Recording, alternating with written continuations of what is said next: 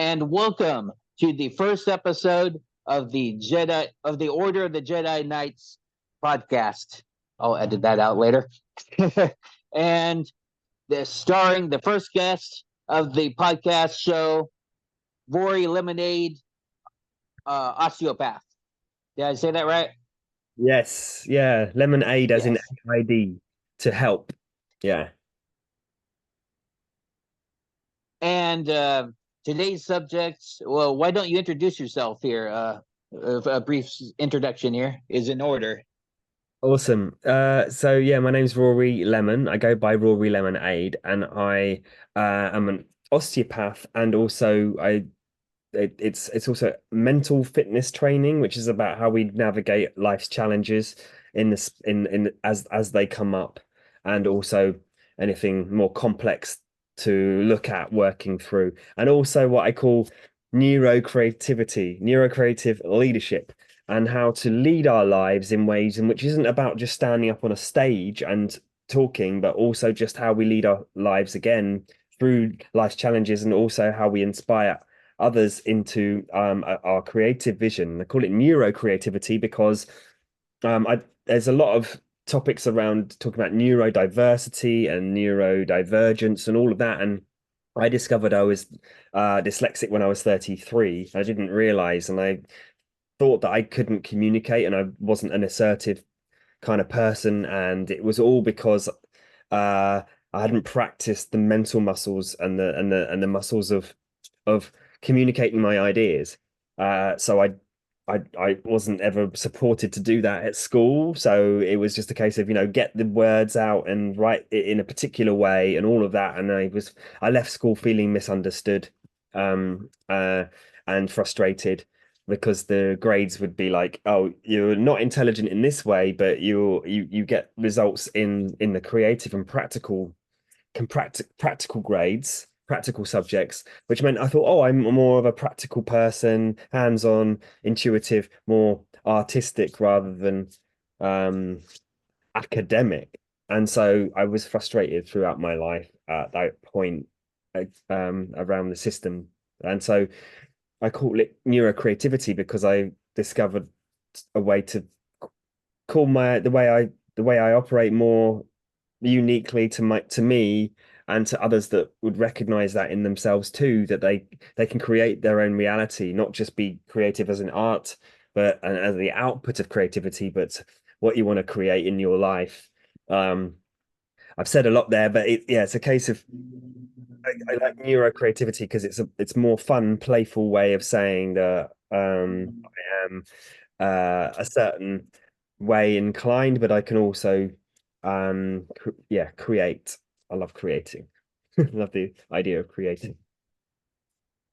And what is your practice, your creative practice that you put in effort every day to improve? If uh, incrementally improve each day through practice, what would your creative practice be? It's a great question.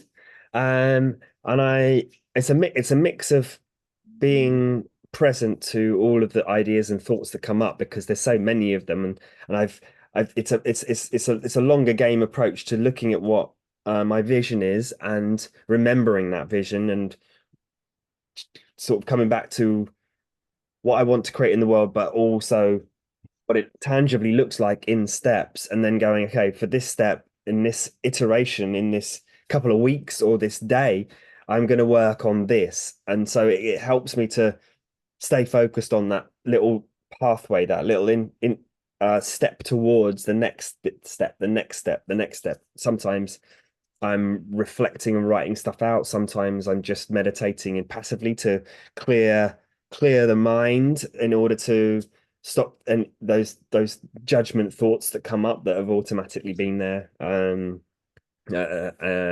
throughout my life. And I'm sure a lot of people will recognize that inner critic when it comes up here and there. And so so it's a process of either passive focus on meditation, but there's also the active focus of meditation, which is actually um what I want to step into and what that world looks like that I can bring to the world rather than just stepping out from.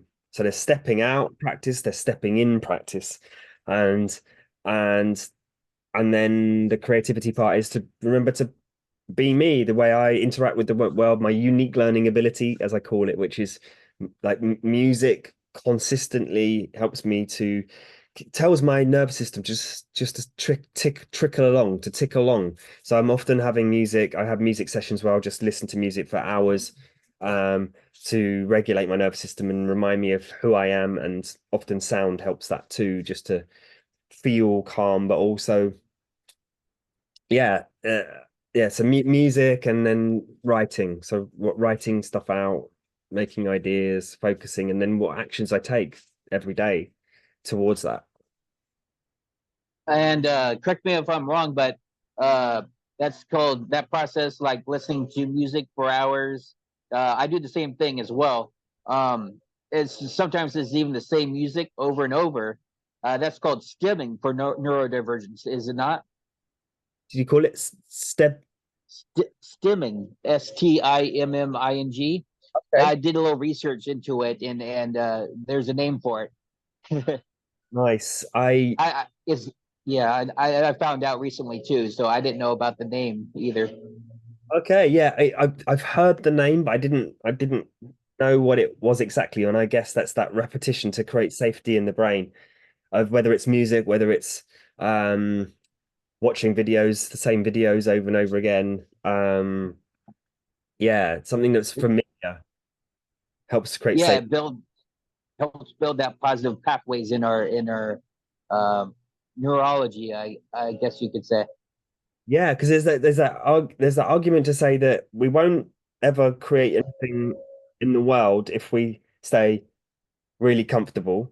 However, we've also had a lot of past troubles, but feeling like we've not fitted in to society or the world, or if there's those processes of society doesn't necessarily support creative being just creative or creative flow, or you have to go out and do other stuff to earn money. It's now changing a lot. You can obviously be an artist and creative and earn money from it, which is great. However, it's not necessarily supported in that way, not valued in the same way as going and doing another job. That's changing. However, coming back to that idea that if we've had struggles in our life and we're constantly reminded of that process, then it's important to feel comfortable enough to not completely freak out at new things or challenges of. So it's that balance between I like an equal amount of stuff that feels comfortable and then an equal amount of stuff that drives a sense of growth, and that creates a sense of challenge, which can create overwhelm if it goes too far too quick. So it's that balance between familiarity and unfamiliarity. And that familiarity in the mental health field, they call that sometimes they call that self-care. Uh, Making sure to take time out to do self-care before you go out into the world and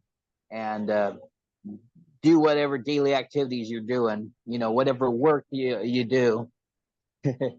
Yeah, yeah, self-care and being you, yeah, or being me, me, or whether you can call it that too. Yeah, Mhm. yeah. So that's what I like to bring to the world, and I call us heart-centered creatives because, or if whether knowingly I identify as neurodiverse or neurodivergent, or unknowingly I not know whether it's that or not, or whether it actually matters, and it's a case of just our heart is a sense of remember to tap into it. It's a huge part of how to access self-care in the world, and being in the world. So that often, having to think a lot, and being sort of more of a survival mindset or things that come up that shut down the idea of how we tap into that, into the heart space. So it's that thing of um remembering that who we are and who we can also thrive being in our heart, as well as put ourselves out there to create what we want and inspire others. Right, because when we're in surviving mindset, we're activating the sympathetic nervous system. I said it right, right? Sympathetic nervous system is when we're in survival mindset, and we're just, fight, flight, freeze, feed, and fawn, mode. And we have to make choices, difficult choices in the moment.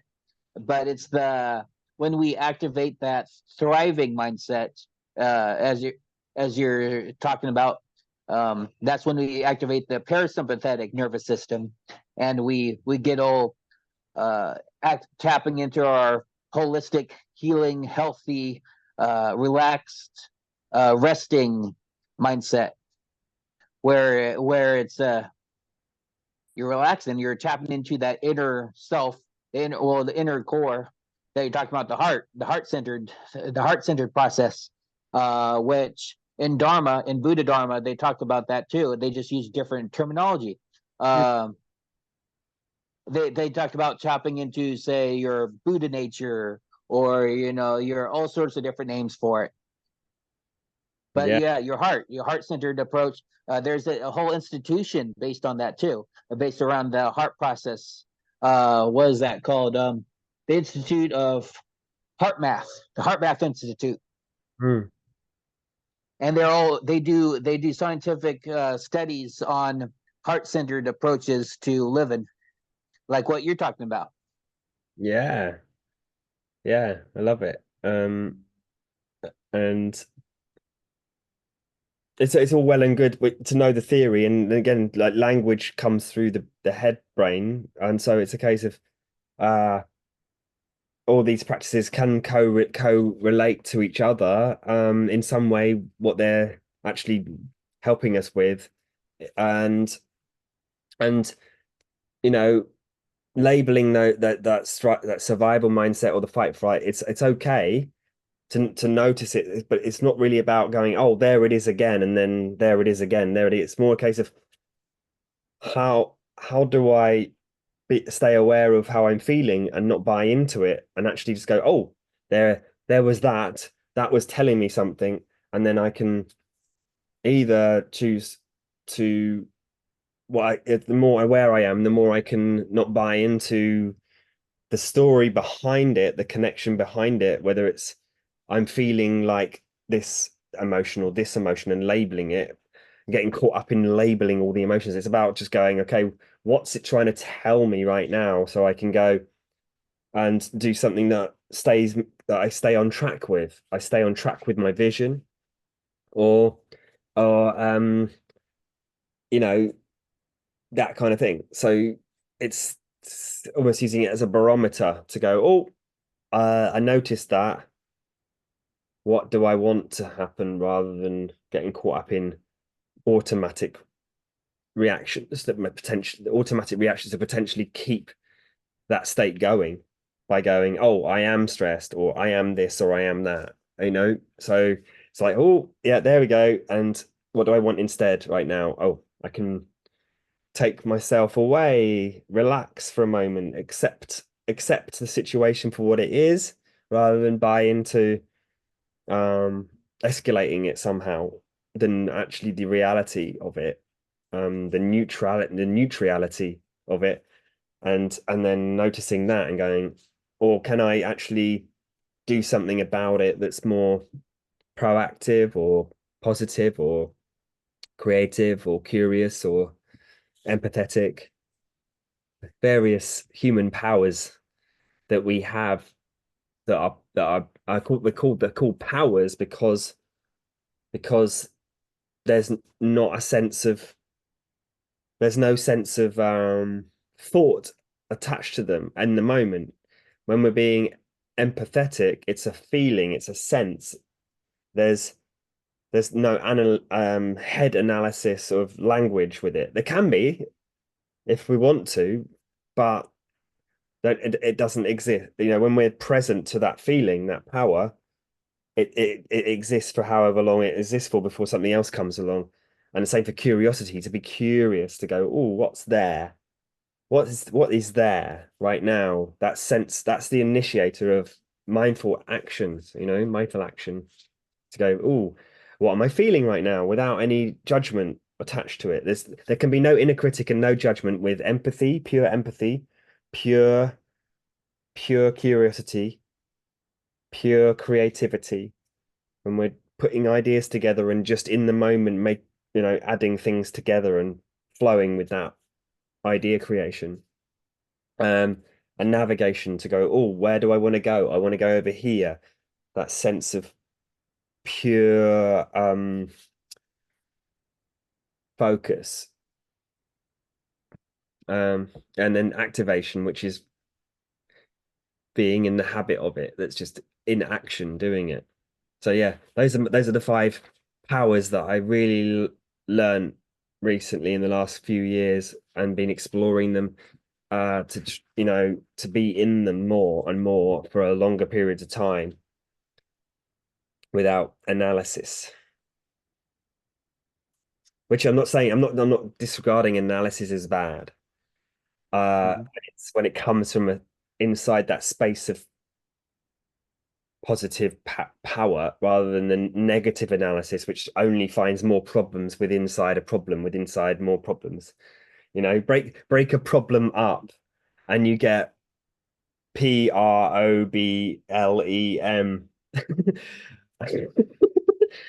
In their constituent parts, you just get the part broken up into more bits of problems. Which again, if it's something you want to solve and you're doing it for a reason, it's okay. But it doesn't necessarily to zoom up and go, is it actually necessary for me to break down this problem? Or do I just get to create a new reality instead of focusing on it?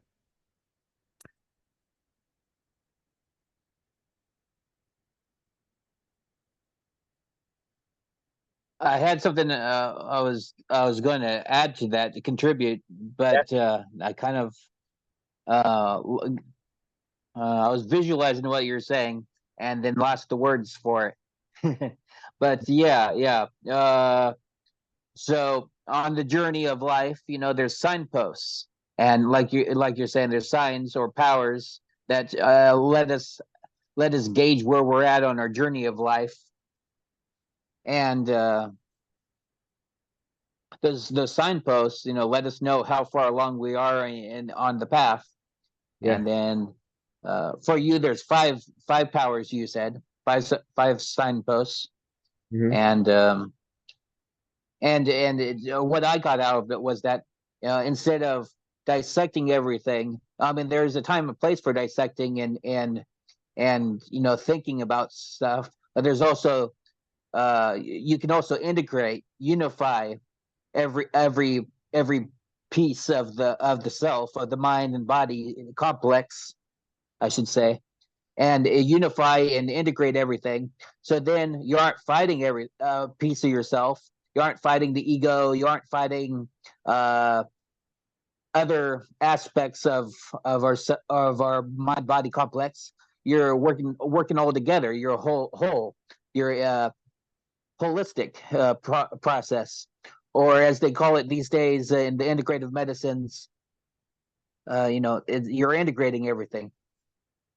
Uh, is there anything you want to help me with here?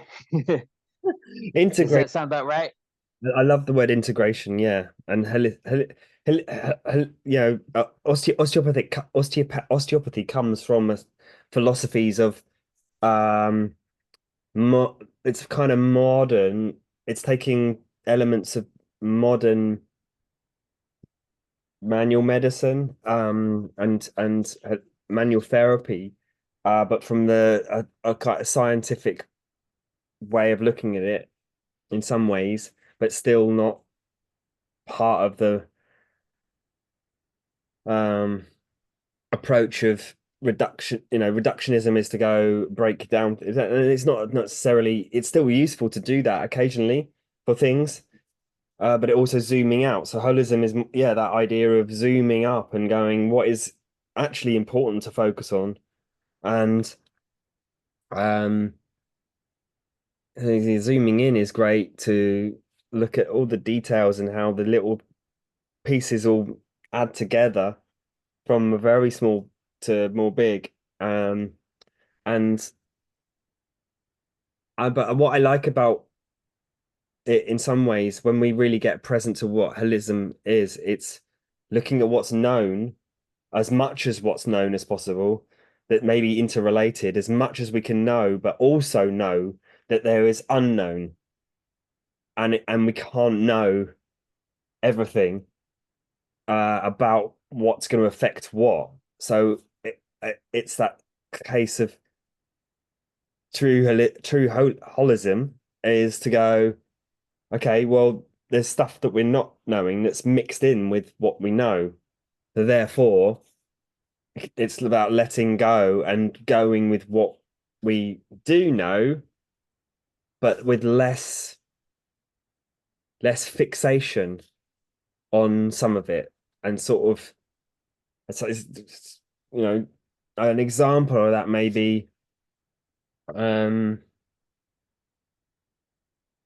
what we might call learning to surf. If learning to surf, there's lots of waves. We don't know when the next wave may come, uh, and then we wait for it, and then jump on it, and then we surfing on the wave, and okay, maybe sailing is even more appropriate because when we've got a sail, winds of change may come along and change, but the sail can be redirected so that the boat still carries on in the same direction the way you want to go, even if the changes are happening. And so it's about accommodating for uncertainty coming in to play. Um, and that's what I believe holism is really helpful for, to work with what works that's commonly known, and also take the individual's approach and understanding that there may be their uncertainty of how that will work with the individual and how they react and respond to it too. So correct me if I got the nuances wrong, but you're talking about not fixating or being attached to, say, attachment, or fixated or attached to non-attachment. It's sort of finding what works for that moment in the individual circumstances, the context of life. And I can't help but notice, but think of flow state when you talk about surfing, or riding the waves, or on a of because that's a hot topic these days in certain communities, is achieving that flow state in life. Mm. And for me, that feels a lot like surfing, like you catch a good wave. I've never been a professional or amateur surfer on the waves, but that was something that was an idea I attached to from an early age. And so I can kind of relate on an emotional level, like contextual level, uh, of surfing through the achieving flow state in life through different activities that I'll find myself doing throughout the day. Yeah, yeah, that's really great point you brought up there. Um, yeah, flow state is fascinating, and yeah, there's a lot of work on how to achieve it in a way in which makes it more efficient and you can get into more state of it quickly. And there are practices, the more relaxed we are, the more it depends on how familiar we are with the task.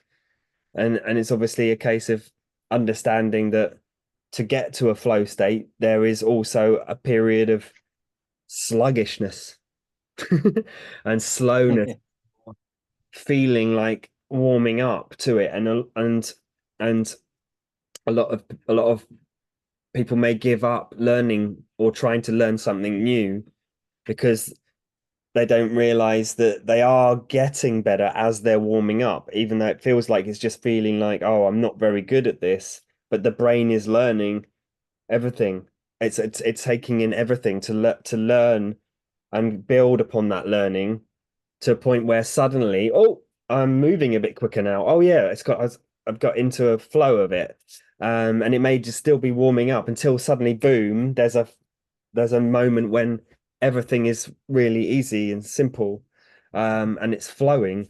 Um, but it's the flow state, and the flow state cycle involves that whole process of warming up into it and getting into it, even if it's like, oh, I just had 1 minute of flow state for 5 to 10 minutes of warming into it. That's still worthwhile because that will get stronger and bigger depending on whether it's a new concept that's being built into or whether you're repeating something that gets familiar. And so warming into it, and also knowing that there's a moment when the brain will go, that I'm getting tired now, and it will calm back down again. And sort of, and that's a the more we honor that calming down from that, not trying to push through it, and periods of relaxation to rest, help the brain to piece together the memory of what that was like before so that it can go into it quicker next time and for longer and stronger. So so it's that period of rest time as well. It's that's and to get into to understand, or to pick up a new skill or get back into a creative project. That's what I love to help people with, is um accessing their creativity and accessing their way of declaring what they want to create, and then going on the ups and downs of whether it's what they wanted quickly or not quickly, the inner critic, the perfectionisms that come in around whether it, like, comparing it in real time as making it isn't useful.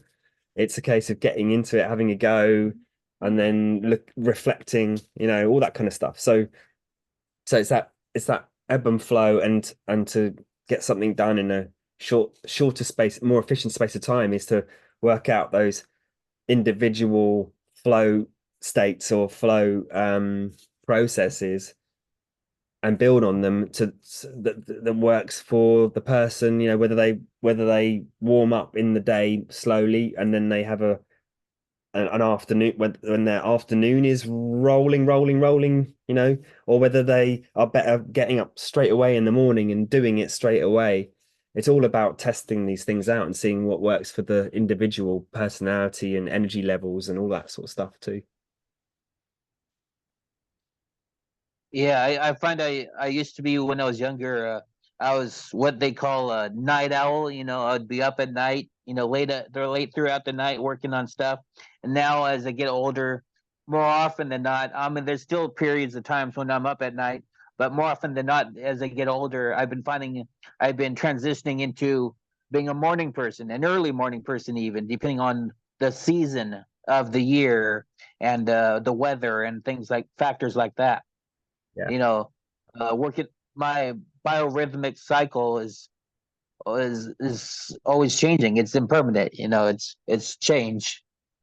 Like some people, they're really good at uh knowing what their peak is, when their peak is through the day of energy. Mine, it changes. I know what it is now in the present moment, in the now, but it wasn't always. you know Now now my cycle now of energy peaking isn't the same time in the day as it was 20 years ago to me. And then now, okay, I'm getting a little too fixated on the words here. Oh yeah, I really like that. Biorhythmic. What did he say? Biorhythmic Yeah, the biorhythmic cycles. That there's another term for it. When circadian. your inner, yeah, your circadian rhythm. Yeah, Yeah. That's the scientific terminology for it. Another one, Yeah. circadian rhythm. Yeah. Can you explain a little bit more about that? Yeah, sure. As far as as much as I am aware from a holistic health background, um, the circadian rhythm is it's there's a overall circadian rhythm that's important for maintaining, things like getting light, sunlight on the skin, and regularly, um, and potentially in the mornings or the evenings when the sun is uh uh less than 30 degrees in the sky. Between 0 and 30 degrees is a good time to, and it can be either morning, morning is good if you're up at that time, but also that time when it's winding down as well. you know you can get into like Chinese medicine around all this stuff too, but I'm just going to keep it quite simple around this idea that the sunlight is really useful for charging the batteries of the body and the mind, and um the the vitamin D production, natural vitamin D production, melatonin, um and melanin, which is the that keeps the skin replenished as well. So yeah, I can go on about it, but it's like sleeping at times that is beneficial for maintaining these health, um maintaining health. And what else?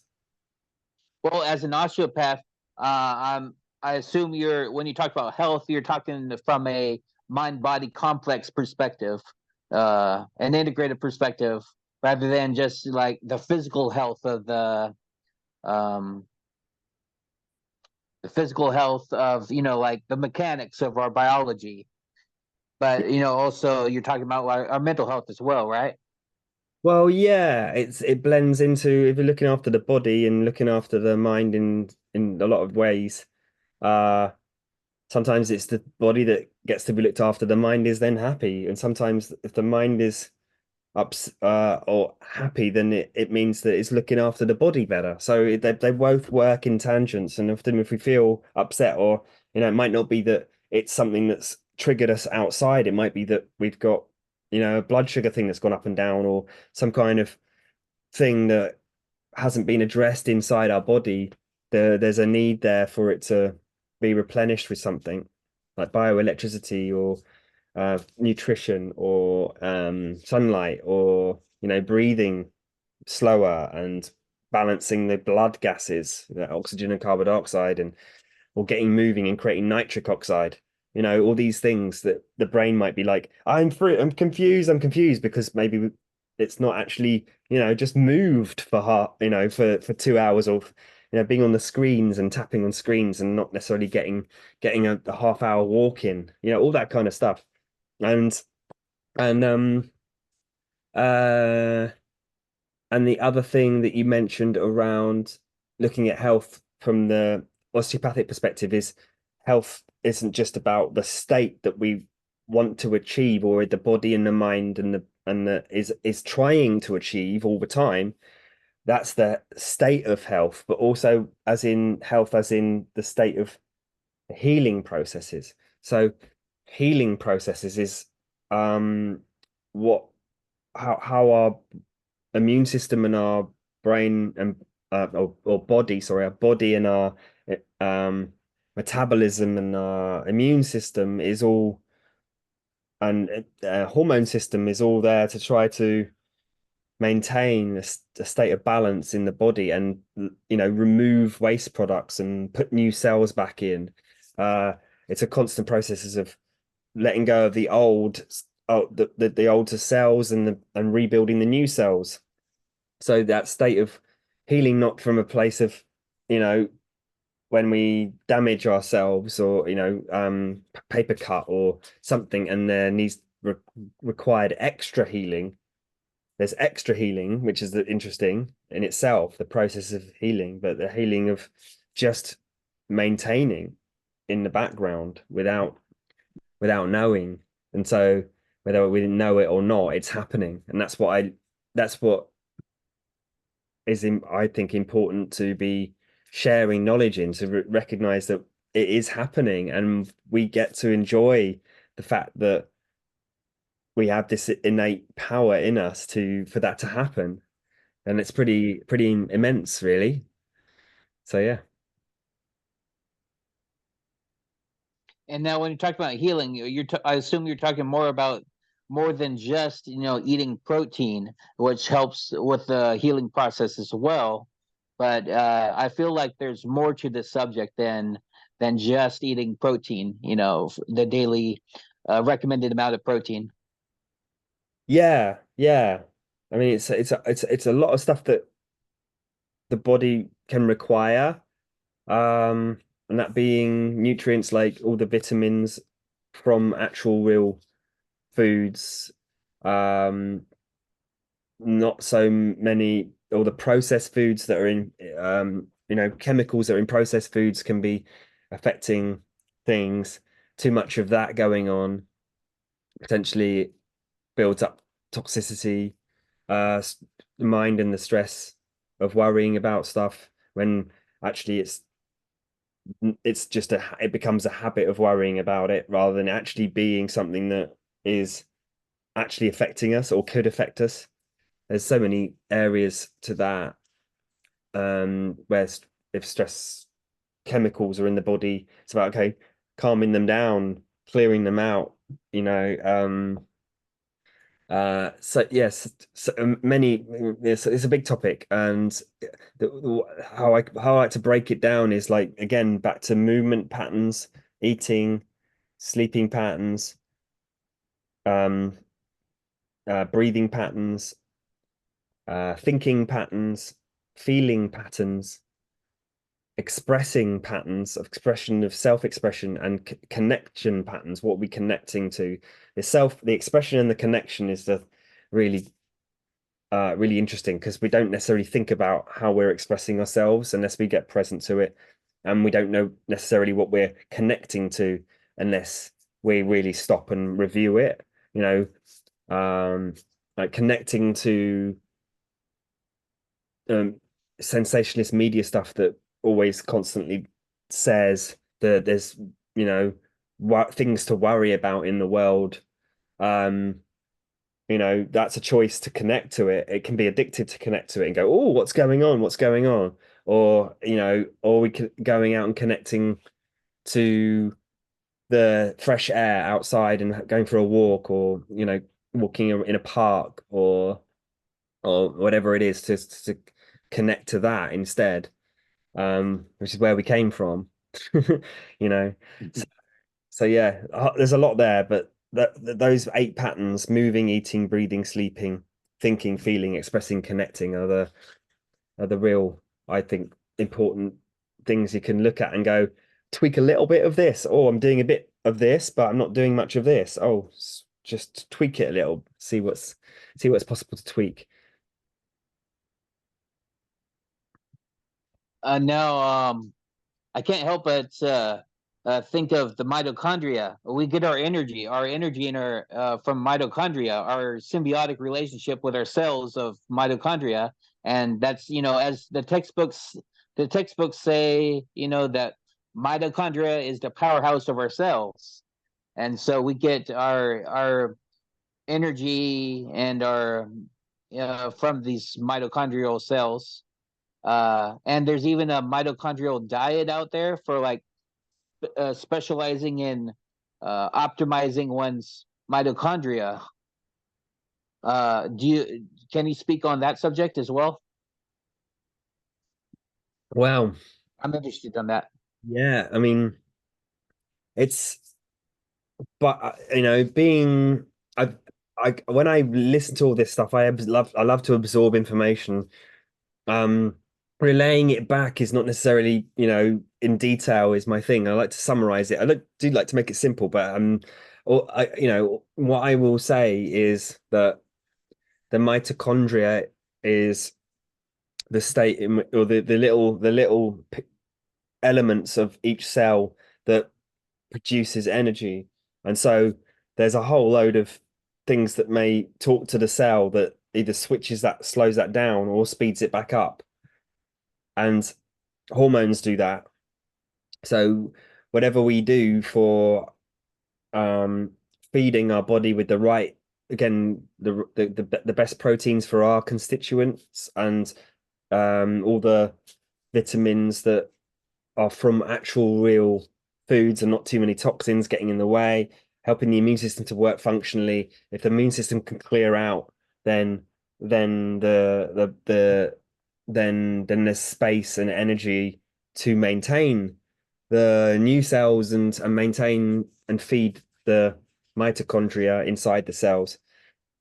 Um, yeah, I can't go into too much detail around it other than it's the powerhouses of how our energy is. And I would say that, our bioelectricity, that we absorb the electricity from foods, and how we connect to, whether we connect to the earth much, that will, you see someone holding a light bulb, and then and then they touch the earth, and the like, I can't remember the light bulb, but it shows that, we are a conduit for um bioelectricity traveling through us. And we rely on the bioelectricity for nerves and muscles to fire as well. So it's all relative to what we're taking in and what we're connecting to that will replenish that. Like running water, like the shower. Often everyone has a shower every day, and it replenishes the electrons really quickly. We get the actual electrons coming from the water.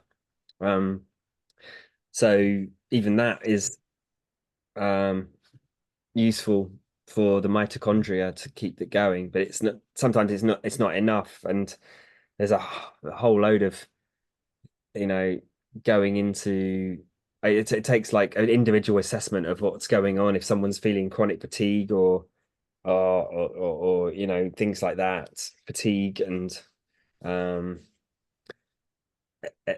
energy levels, and how we access that is, it takes assessment, as well. So it's not just a case of, Yeah. but what I know, what works generally here and there, vitamin C as well, that gives off electrons for us. So, you know, it's fascinating stuff. Oh, the salts as well, absorbing salts through the skin, magnesium, and calcium, and potassium and sodium. They're all the basic minerals of the body, and they help to provide electricity for the body as well. But yeah, it's fascinating topics. Yeah. And you were talking about heart-centered focus earlier. I just wanted to backtrack a little to that. Um, and the scientific name for, I can't help but relate to it from my a little bit of my understanding of it, which is like the heart brain. The heart has a brain, just like the head has a brain, and the gut even has a brain. There's scientific names for them as well. You have the enteric nervous system in the gut brain. Mhm. You have the what is it? The enteric nervous system in the gut brain. You have the um, what was it? Enteric is all this Latin Greek terminology. It's you have the cardiac. What Cardiac. is it? Intrinsic cardiac nervous system. Yeah, for the heart brain, and the intrinsic cardiac nervous system, the heart brain, and then you have what's cephalic nervous system, which is the head brain. Palate, Did I yeah. get that all right? Yeah, you did. Yeah, yeah. Yeah, those are the three main brains that they've recognized. And they either they can become not so coherent with the decisions that they're trying to make. They're much more subtle. But here is so well developed that we're so conscious of this area.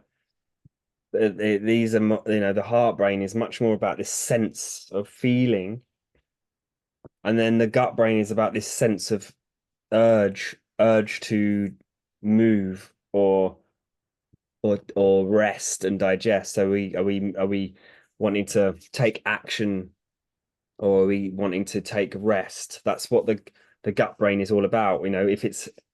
If it's not digesting, then we can get it's like, oh, I want to move, I want to move, I want to move. But when we're digesting, it's important to go, okay, well, now we're honoring that process of rest and digest. Um, the heart is this process of feeling into things to go, oh, am I, am I, does this feel right? Does this feel right? Often we just get a sense of it, and it can be confusing because we've got a system of this particular thing, this particular concept triggers a sort of argument between them all.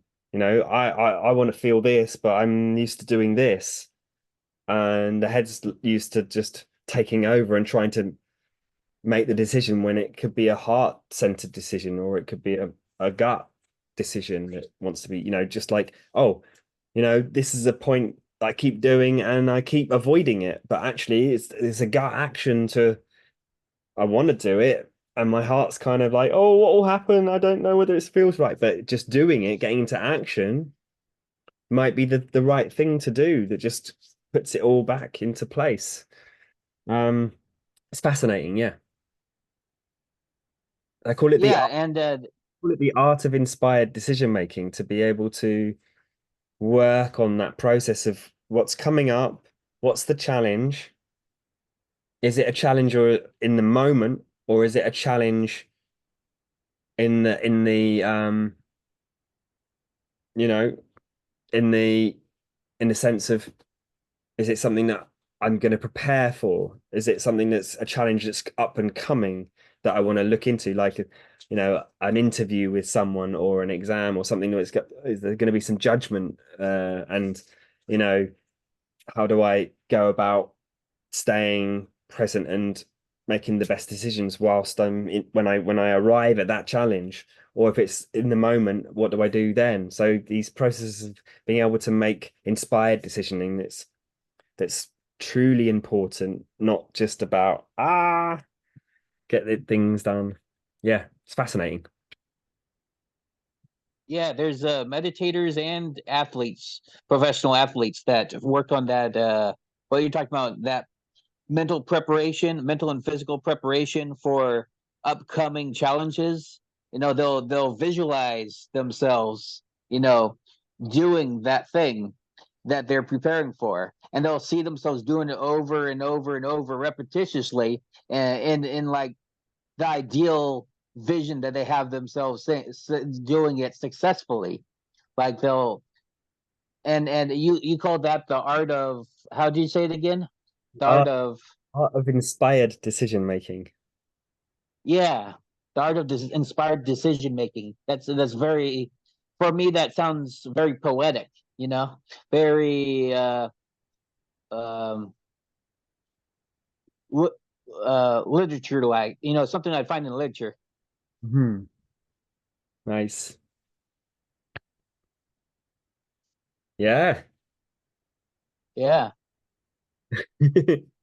not bad for our first episode, huh? Amazing. Yeah, well, good. And we haven't even gotten into the uh the microbacterial, flora in the gut brain. Yeah, that's fascinating as well. I mean, it Yeah. can get quite down a rabbit hole with that. I do believe that, yeah, if you are in contact with someone who really knows what they're doing and can analyze things well and has got really good experience with people, um, um, with particular ways, particular conditions, then it might be useful. It could be very useful to go down that route, um, of checking out, well, the balance of these bacteria in the gut could be so either something's missing, like a whole plethora of um microbiome that supports the gut, or if there's an increase in not so great microbiome, which could potentially be the reason why there's inflammation in the body, or the the why the mind is upset. And Or we have this whole symbiotic relationship with each other, the microbacterial, cultures and our mind body complex. yeah, yeah. So the one analogy that I like to describe around that is if there's an imbalance and people try out, like say for instance, they hear about probiotics, and probiotics being something that you take in ingest to see if it's missing and see whether it helps to help to digest things well in the gut and help digestion.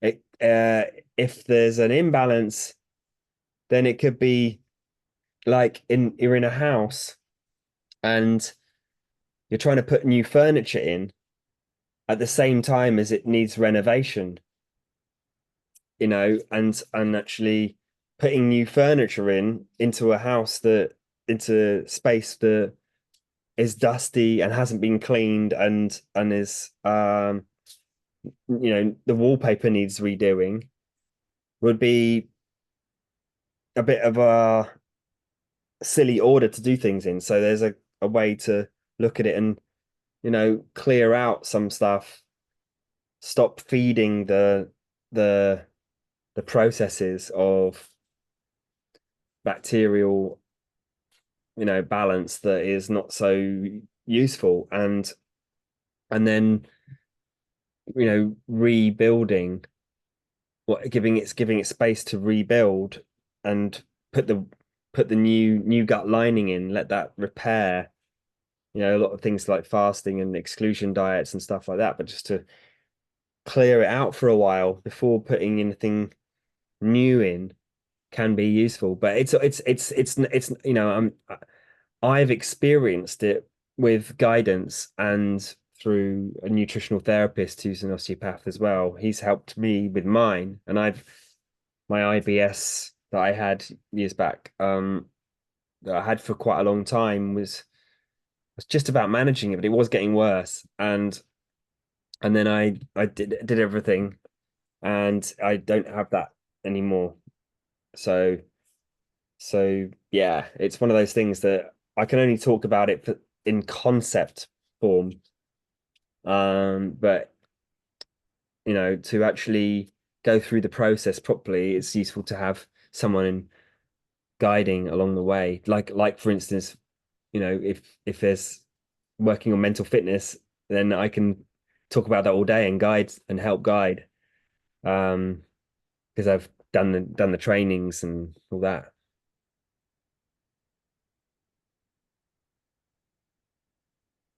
And yeah, so that's very good to know. Thank you for all your knowledge and everything here on the subject. Um, if I may, can I ask one or two more questions before we close up for the episode? Sure. Okay, let's see if I can stump you or not. Um,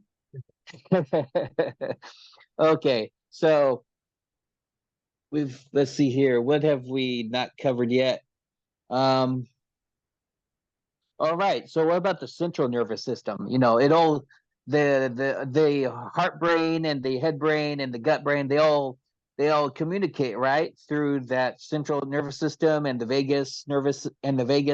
the vagal nerve, I think they call it. Yeah. And the central nervous system up the spine. Uh so it's important to have a good health and communication with the back, right? I'm assuming you need to take care of your spine and nervous system, your back basically in order to help maintain that good communication and health between the other nervous systems, right? Yeah, and I mean, in some ways, then unless there's a real obvious central nervous system problem, it's just working in the background. It's just completely automatic, you know? So in some ways, the only way to really help that and affect it is through what I feel is all the things we talked about before, the lifestyle, the nutrition, the things that can support the immune system to look after it. Because otherwise, yeah, if there's like even in the back, the central nervous system is only the cord that goes down inside the spine, and then everything else is coming out of that. That's peripheral. This all the outer peripheral nerves that get all the motor and the sensory moving, um, and the sensory feeling, all the information coming to it. So there is arguments to say that if there's less movement and stiffness in the muscles and the back's unable to move and drain well, then looking after it, and getting mobility, things like um manual treatment can really help with reducing the tensions and getting things flowing better. Because it's all about draining, and getting the old out and the new blood in, and but it also um how what else to say that there's this sense of um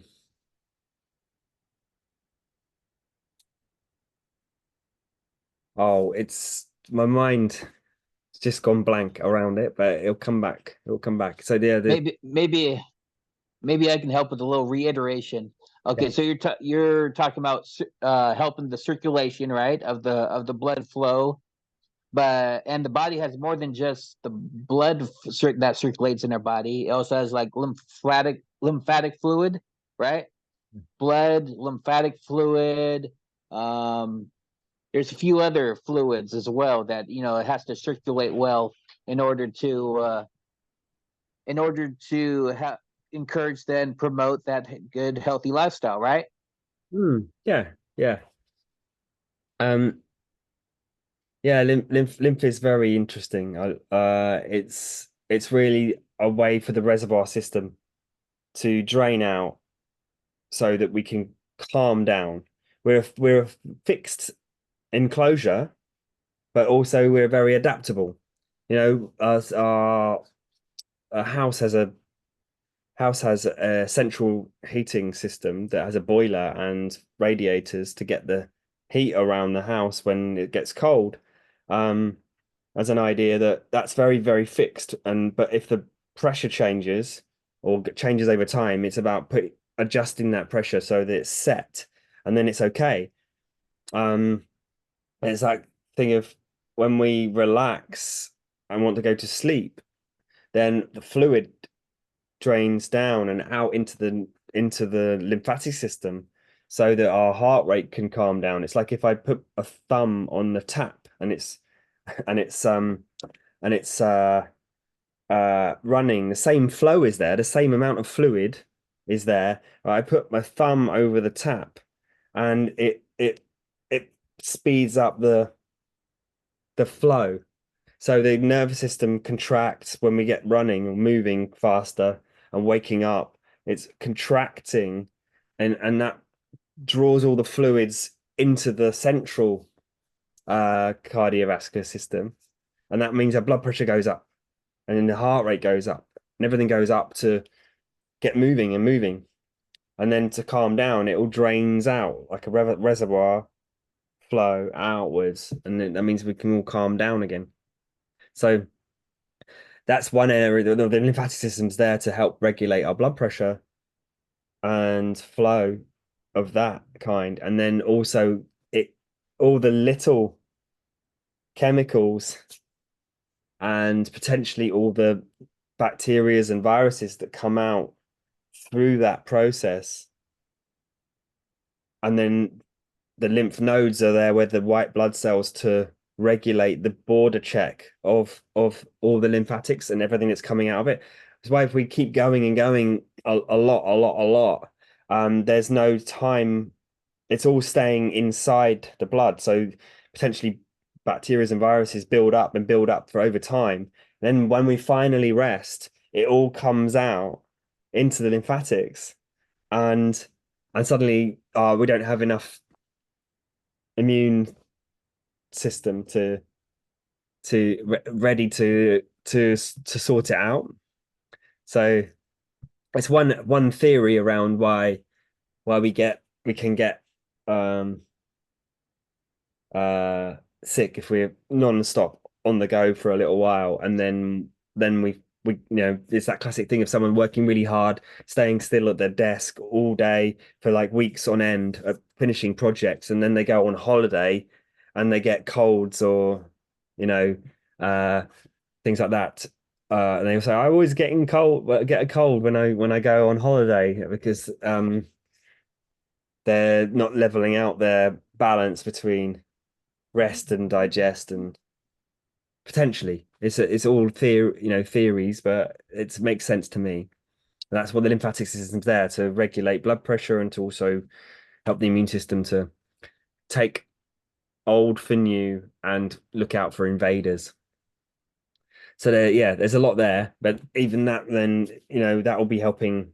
There's a blood-brain barrier around the central nervous system, which locks out and stops a lot of bigger invaders from going in there because it doesn't want we don't want the central nervous system to be affected as much because it obviously controls so much more things. So yeah, I can go on about that. I can't remember. There was still a point around that to get the flow going in the spine and movement and relaxation in the spine or the joints of the spine. Uh, yeah. We've been All going. right, I think you feel good about this. You think this is a good spot to close up, or should we ask one more question? Well, I mean, what have you got? All right. Well, I've got a few. I'm just having trouble forming the words in my mind at the moment. We've got so many subjects coming up here. I had this one I was gonna stump you with, but I can't think of the name for it at the moment. I've got a book on this subject in my room, but it's way over there. I'd have to walk over to it and just to refresh my memory. But I think I can save that topic for another episode for you. Awesome. It has to do with the South Korean scientists, North and South Korean scientists, and their discoveries on this subject of the body. But I'll save that for another time.